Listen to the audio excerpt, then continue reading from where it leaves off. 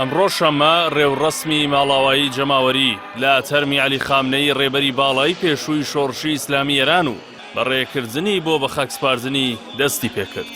پایتەختی ئێران کە هێشتا لەژێر کاریگەریەکانی جەنگدایە لەگەڵ ئەمریکا و قەوارەی ئیسرائیل گۆڕاوە بۆ ناوەندێکی گەورەی ماتەمگێڕی. بەپێی خەمڵاندنی بەرپرسانی ئێران پێشبینی دەکرێت تەنیا لە تاران 15 بۆ 20 ملیۆن کەس بەشداری مەراسیمەکانی ماڵاوایی بکەن. ڕێوڕەسمە جەماوەریەکە 2 ڕۆژ دەخایەنێت، واتە یەکشەممە نوێژی مردوو لەسەر تەرمی خامنەی و 4 لە ئەنجامانی خێزانەکەی کە لەگەڵ خۆیدا لە 28 شوبات تیرۆر کران ئەنجام دەدرێت. بەڵام هیچ سەرچاوەیەک باسی لەوە نەکردووە کە چ کەسایەتیەک پێش نوێژیەکەی دەکات. ئەمەش ناوەندە سیاسی و هەواڵگریەکانی جیهانی باگەری دەرکەوتنی مستەفا خامنەیی کوڕی عەلی خامنەیی و ڕێبەری نوێ سەرقاڵ کردووە.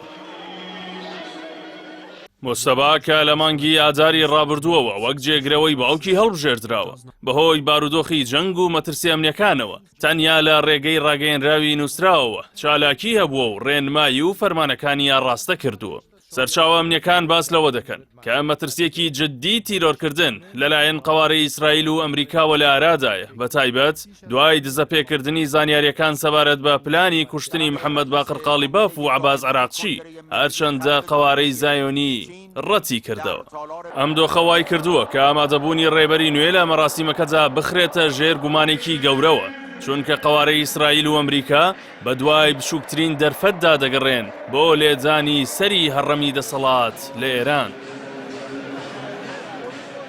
لەگەڵ هەموو ئەمانەدا شاندی وڵاتانی جیاواز لە تاران ئامادەن. شەهباز شەریف سەرۆکوەزیرانی پاکستان کە ڕۆڵی نێوەندگیر لە نێوان تاران و واشنگتۆن دەبینێت، لەگەڵ دیمیتری مێدڤێدیڤ نوێنەری ڤلادیمیر پۆتین سەرۆکی ڕووسیا، وەزیرانی دەرەوەی وڵاتانی ئیسلامی و کەندا و ئەفغانستان و نوێنەرانی حەماس و حیزبوڵڵا بەشداریان لە ماڵاواییکردن لە تەرمی خامنەیی کرد. ئەم ئامادەبوونانەیش ئاماژەیە بۆ ئەوەی ئێران هێشتا لە ناوەندی هاوکێشە هەرێمیەکاندا ماوەتەوە.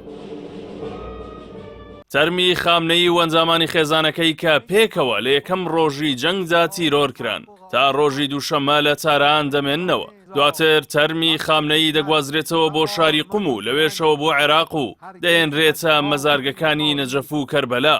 دوجار ڕۆژی پێنجشەممە نۆی ئەم مانگە لە شاری مەشهەد و لە تەنیشت مەزارگەی ئیمام ڕەزای شیعەکان بە خاک دەستپێردرێت.